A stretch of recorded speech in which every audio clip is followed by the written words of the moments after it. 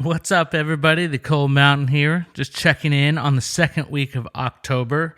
Yeah, man, it has been a busy week. I just wanted to catch you up before we get the next guest in here. I'm working on a couple people that I think would be really cool, but this week it's just going to be me, possibly another guest. I had someone lined up and then they dropped off, so I'm not quite sure if they'll have any time this week, but if we can, I'm definitely going to get someone in here.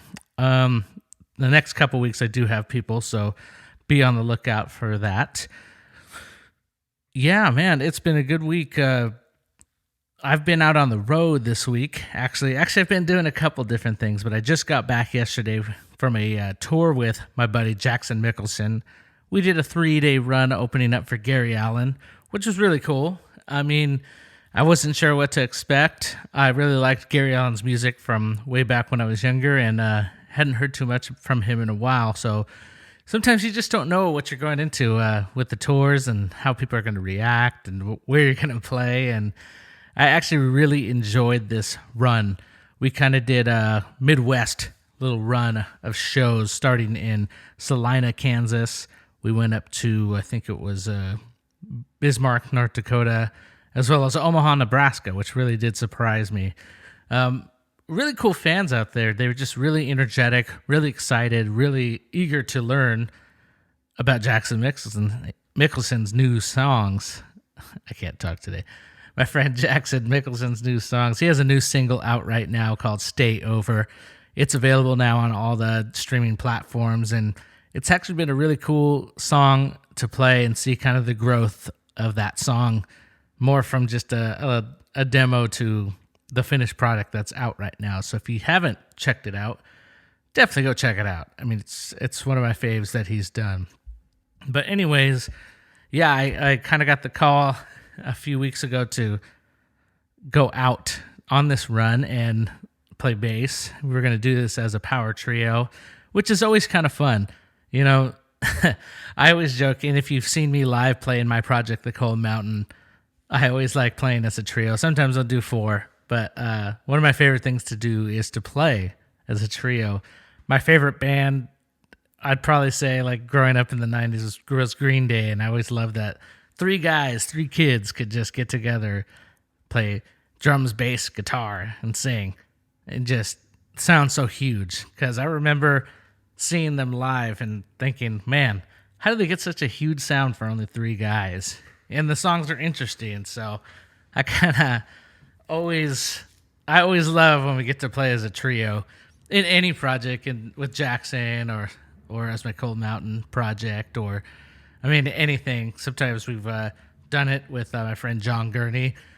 I don't know, there's something special about a trio. You know, it's so stripped down, but it still has some parts in there, and you really have to feed off each other, because you can't really rely on a whole bunch of people. And it's cool. It's cool. I mean, you know, nowadays we're using tracks as well, and that's a really cool element to add to it. But secretly, I will say, my favorite is when we get to just play you know, a guitar, bass, and drums, which we got to do on this tour.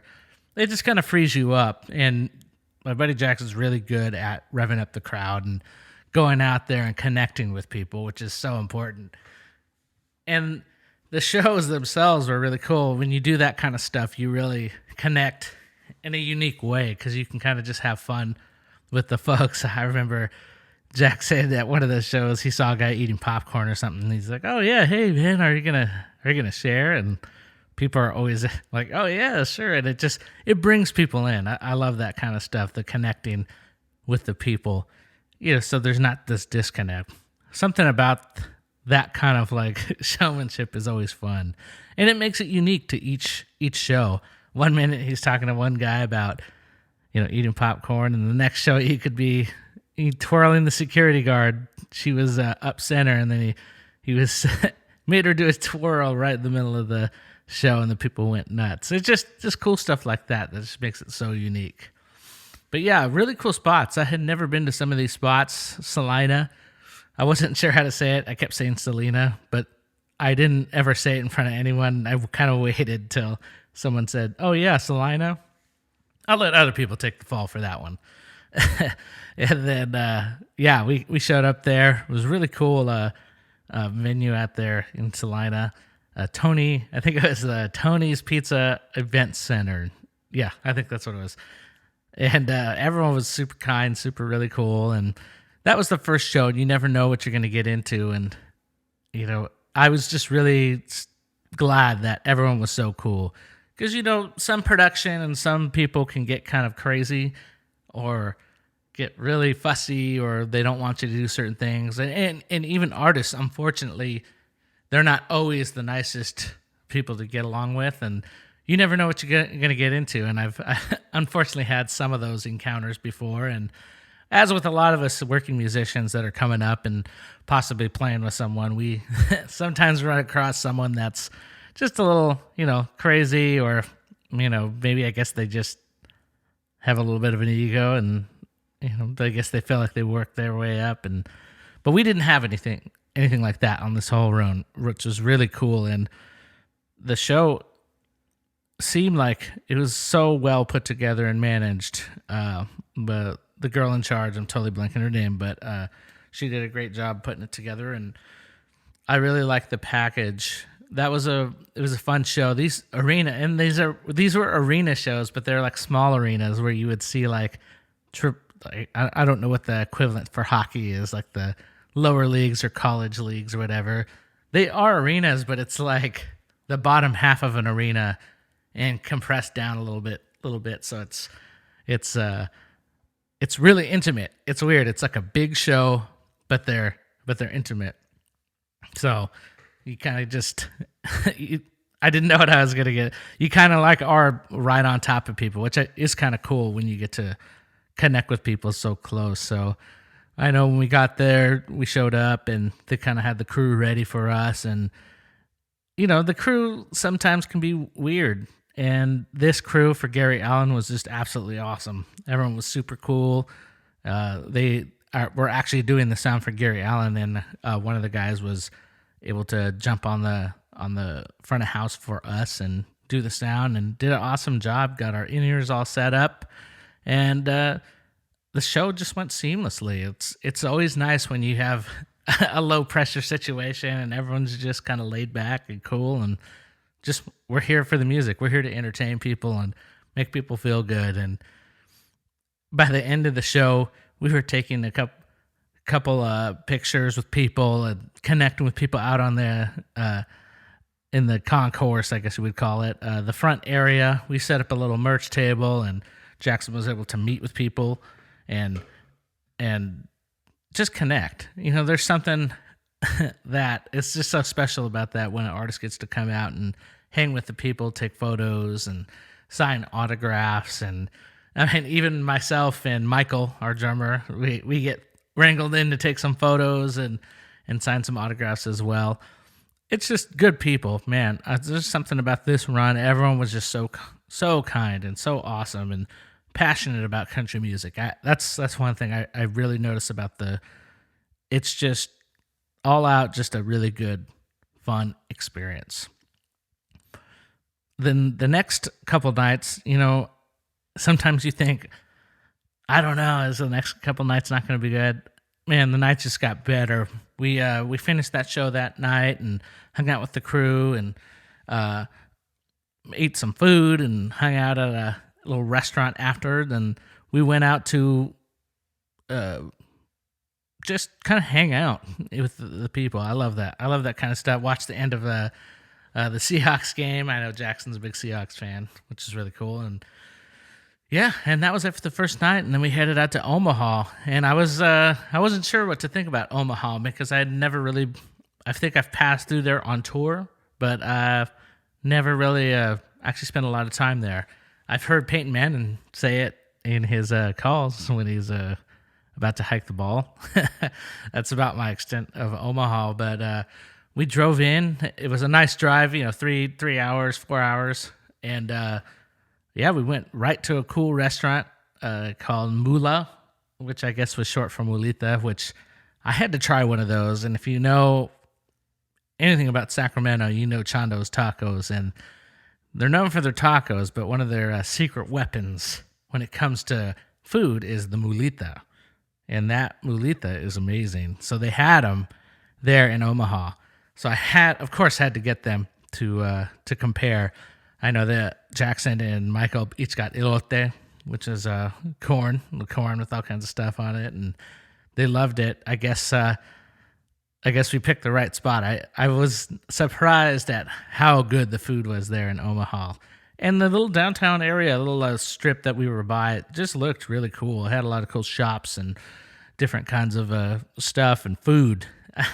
I always got to check out the food when you're going on tour. You have to. I mean, how can you not? You got to have the best thing that you can find. So Mula, I definitely suggested it in Omaha, Nebraska, and yeah, we went straight to the venue right after that, all full and ready to go. And same thing, everyone was super cool, great crew. The arena was really nice. This looked like a newer arena. I think it was called the Baxter Arena. Looks like they had a men's hockey team or just a couple different teams of volleyball right there in Omaha, and it was really cool. We had our own little dressing room. It looked like I think it was the volleyball locker room, but it had its all own setup, and they had waters and all that stuff, good stuff for us, and private bathrooms. That's always nice when you get to, and literally, like, as the door opens, you go straight to the stage, so it's just an easy shot right in. So we set up there, same thing, and it's nice, with modern technology, that all our in-ears and front of house is already set. It's been saved on a little hard drive or a disc, and we just go up there, set up our stuff. He recalls it, and we just do a little check. Maybe just a couple things, because each building obviously has their own acoustic issues, and some are bigger, some are smaller. So you just adjust a couple things, and we were off and good to go. And it's nice when you have that kind of peace of mind. You can relax before the show, really get prepared in that mental state. Especially that show, that one felt a lot bigger than the other ones as far as like arena size, and yeah, it was really fun. That one was really fun. All the shows were good, but that show to me in particular was just when everyone just locked in and you just have a blast. I love that kind of stuff. You're just having fun playing off each other, and yeah, you start connecting with the crew too. You get closer, and you're hanging out. And we actually had a talk with one of the guys, and we talked about how cool they were, and they basically said we were there at one point, and we had to work our way up. And one thing that one of the guys said, he says something to the effect of, be cool to those people at the bottom when you're on top, because you'll see them on the way down. And that's something to that effect, but that's so true. I mean, you don't want to be a jerk to someone, and then when you're you're falling out of favor, and that person's going up and could potentially help you, you were a jerk to them. Like, that's not going to bode well for you in the future if everyone just thinks you're a jerk. So my personal 2 cents on that is I totally agree. I don't think you should be too much of an ass to people. And don't, because they're working hard. They have a dream too, just like you. So always be kind. Always be kind, please. So, yeah, great show there in Omaha. We packed it up, and then we had a long drive the next day. Man, that was a big one. It was a 8.5 hour drive, which ended up, I think, probably being about 9.5. It's all the way to Bismarck, North Dakota. I don't know. That's a little bit of a drive. I'm used to it, and I'm not going to complain, because about a month ago I did the 32-hour drive from Sacramento to Nashville in my truck by myself, solo. So I'm not going to complain about the 8-hour drive. It was cool. We passed through Fargo. I don't know why I keep thinking of the movie, and I think there's a show now. But that was cool. Stopping, got something to eat there, and then kept going. And man, I think it was a little bit longer than anticipated, because we showed up right before, I think 10 minutes before doors opened. But the cool thing is that we can set up in like 5 minutes, because everything's already set. So we just did a quick line check our ears, everything was good to go. We were able to go right on time. I love that. I love that stuff. Modern technology. Bismarck was really cool because the way that one wasn't so much an arena, it was an event center, but the way that it's like a theater, it goes up kind of high on the seats going in the back, but it feels like it's very forward, so you feel like they're really close. And if you go to Jackson's page on Instagram, you can kind of see how it's set up. A lot of great people there. That one, I will say, I felt like the people were really, really excited and genuinely happy to see us play. It's just, I think to myself, like, man, we're all the way up here. I don't think I passed through. I've been up to Canada, but I've never been up through North Dakota before. I don't believe I have, but maybe I have. But it's up there. But everyone was just so cool, man. Had nothing but kind people taking care of us. Cool little setup in the back. Easy to get to with the stage. Again, crew always good. Man, that's just that was a fun night. And it was the last night before Jackson was going to go on his radio tour, which he started today in Chicago for that new single. I really excited for him and hope everything keeps working out. I love playing with that guy. And yeah, fun trip, I will say. I will say the highlight for food-wise was Moolah. The best show for me, fans-wise, was... See, there's always something about each show. Like, I'm not even going to say. They were all good. Everything had something to offer. And just excited to be able to go there. And, yeah, now I'm back in Nashville and getting ready to go out to Whiskey Jam tonight. I know Warner Chappell is doing a show. Oh, actually, before I go on, I want to give a shout out. I'm going to put this on YouTube, so you might see this in a video.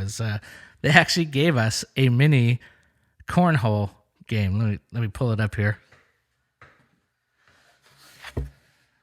It's a little mini Bismarck Event Center, little mini cornhole game. We got the little bean bags right here. It's pretty neat, I will say. So we can do it. We can have a little fun on the go. I love that.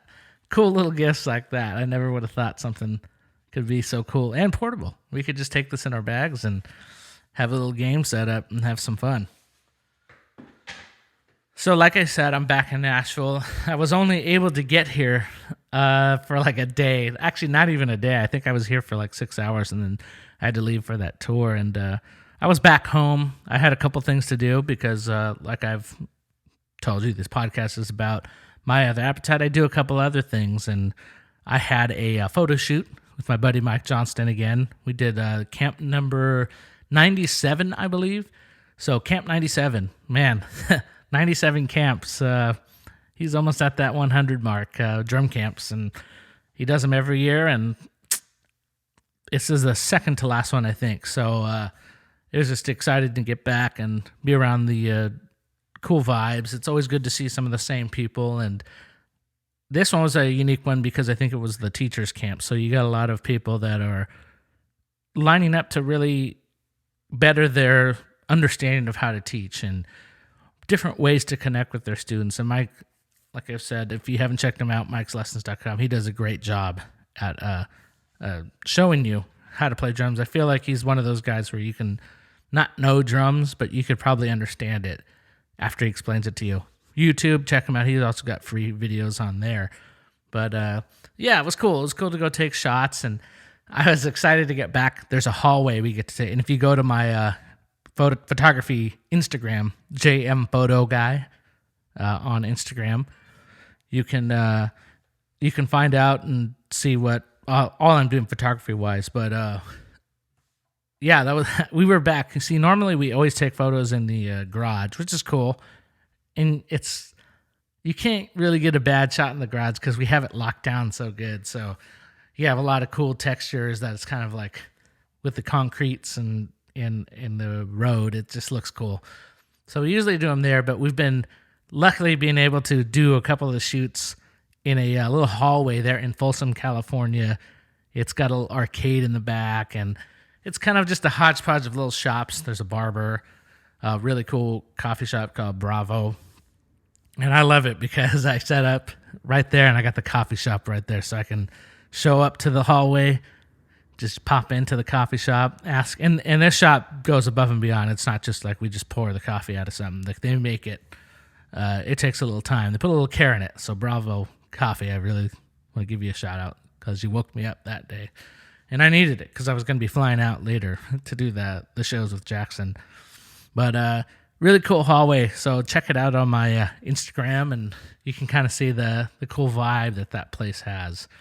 Man, one more camp I think is left after this one goes up. I think it might be an intermediate camp, but yeah, excited to be back. I did also come back to play a couple shows with my cover band, The Whiz Kid. You can check them out.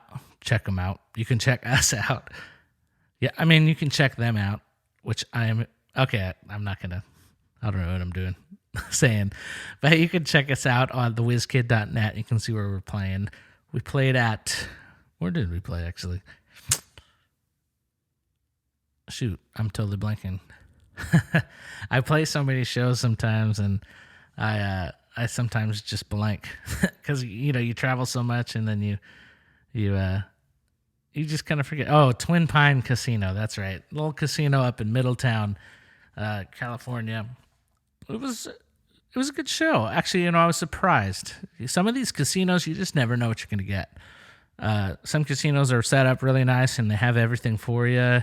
And some are just like a really basic stage, and you have to bring your own sound. And this time, I think the shows went really well, and good people up there too. Always been an easy play, but I think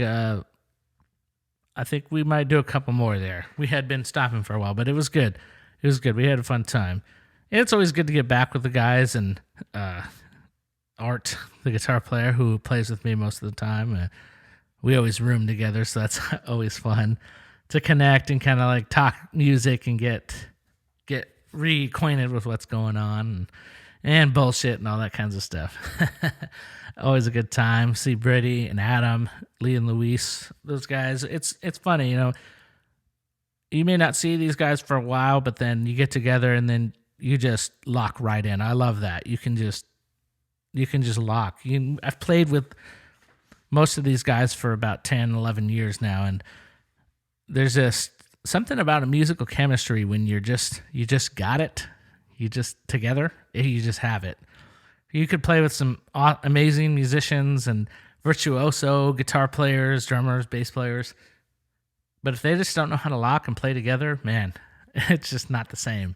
These guys, we know how to play together and can read each other and get locked. It's just it's always a fun time. Fun time, even through all the ups and downs of some of these shows being not the best. Sometimes in a cover band, sometimes you don't know what you're gonna, especially when you're doing a private event or like a public event that maybe someone's throwing or wants to do something different and hire a band. Sometimes you just don't know what you're gonna walk into. Some of the funniest moments are when they're like, "Oh, we got a stage and everything. We in Power." I think there's a meme about it where you show up and then the stage is like a plywood piece of wood, like a sheet of plywood on top of like bark or grass or something like that. I've had people like say, "Oh yeah, just set up in the grass." It's like, "Oh yeah, let me just put this amp in wet grass." Yeah, sure, let me do that. But I guess that goes along with some of the stuff that you play in a cover band. So many stories you can play, but some of those weird ones often become some of the best shows ever.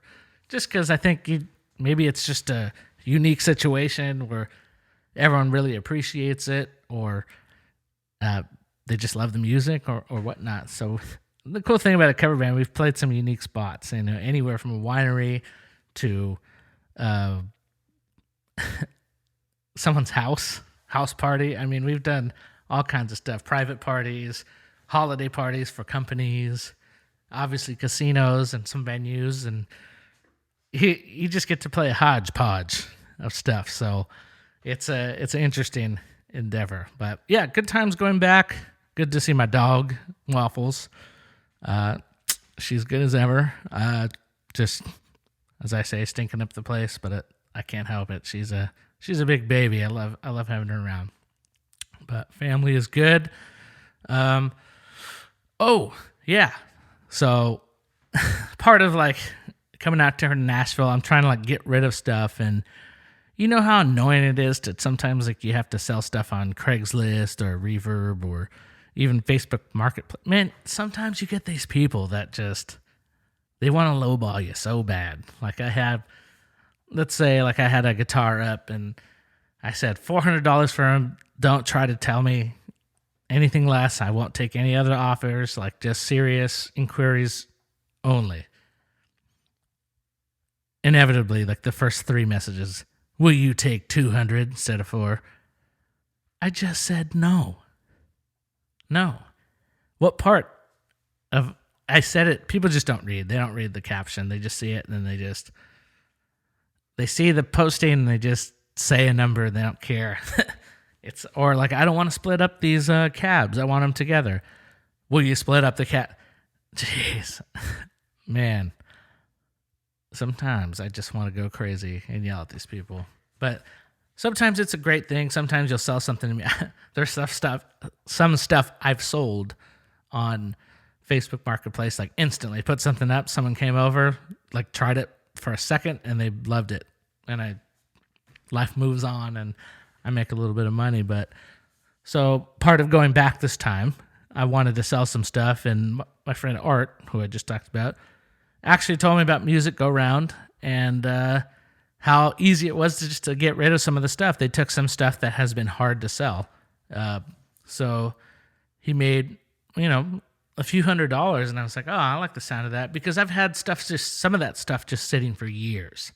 I mean, I'm talking to like some for like 5 years, which I figure if I haven't been able to move it and sell it, I might as well just go to Music Around, which, if they make an offer for less, that's fine. I'll take it. I'm so tired of dealing with those Facebook people and Craigslist people that try to lowball you. So I actually took a bunch of stuff. I gathered an old band guitar I had, an extra dry vinyl cymbal, a couple other pedals and stuff like that, and went in there, some PA speakers, and just said, hey guys, I have all this stuff. What can I get for it? So they kind of went through everything, kind of checked it out and make sure it was working. And yeah, I think in the end I had a decent amount of money, and something caught my eye, of course, there, because they resell the stuff, and I've been looking for a nice Fender bass for a while, and I saw this one caught my eye, which I'm going to pull up right now. So if you're on YouTube, you might see it. It's a Fender Jazz bass. I ended up making about $700 on the transaction of selling stuff, a little bit more than that, but I kept some for credit and literally just said, I want that bass right there. So I literally just grabbed it and we did the transaction. Now I have a Fender bass, and here it is. And the best thing about this is that there's EMG pickups in it, and I got to give them a shout out because I've been using their stuff for a while. Just a shout out to Tommy, and it seemed like it was fate because the EMGs were already in it, so I don't even have to put anything in it. I plugged it in today, finally played around with it, and I guess I wasn't sure at first because I kind of played for it really briefly back home, and I was like, it's a little bright, but now I just put it into an actual bass amp, and yeah, and not like a PA speaker. And I have to correct myself. It is actually pretty fat on the low end. So definitely very happy on that. You can hear it. So shout out to Music Around. Man, that just made everything so easy to be able to just go in there, grab what I wanted, and get rid of like tons of just old music stuff I wasn't using. And I still have credit left over, so I'm excited to go back there and see what I can find with the rest of the stuff I got to sell, because I definitely still have more. Because over the years, you kind of just accumulate all kinds of stuff, and you're like, I guess you kind of do what I did. You just keep buying stuff, and then stuff sits. But I'm just trying to get the tools that I need to really enhance what I do. And I've been using the basses a lot more lately, filling in with people. And I just wanted to have a nice solid Fender. You got to have a Fender bass, right? I mean, you can't not have a Fender bass. I have a little Mustang, and that's got a different sound, but I wanted a nice, just solid Fender bass. And this one was cool. It's a American jazz bass, Highway 1, which I think, if I understand correctly, the parts are made in America, but assembled in the Mexican factory. So it's kind of like a mix of both, which is funny because I have a Gretsch New Classic, which is, one of their high-end drum kits. Same kind of thing. American-made stuff, but assembled overseas. I guess that's my way of saving a little bit of money, so I don't have to pay the top dollar, but I can still have the really nice stuff. But, that's been my week lately, the last week and a half, traveling all over, flying back to SAC, doing all that stuff, and then flying back to do those shows at Jackson. And, we parted ways yesterday, and I wish them good luck on the radio tour to promote Stay Over, Michael and Jackson out there. If you hear this and have people in those areas, definitely tell them to check it out. And just go stream the song because it's a great song. I think you're going to love it. Anyways, so this week I'm going to try to get a guest in there, but if not, this might be the only podcast, just checking in. And let's see you guys again. See you guys on the YouTube. So let's talk soon. Cold Mountain signing off from Checking In.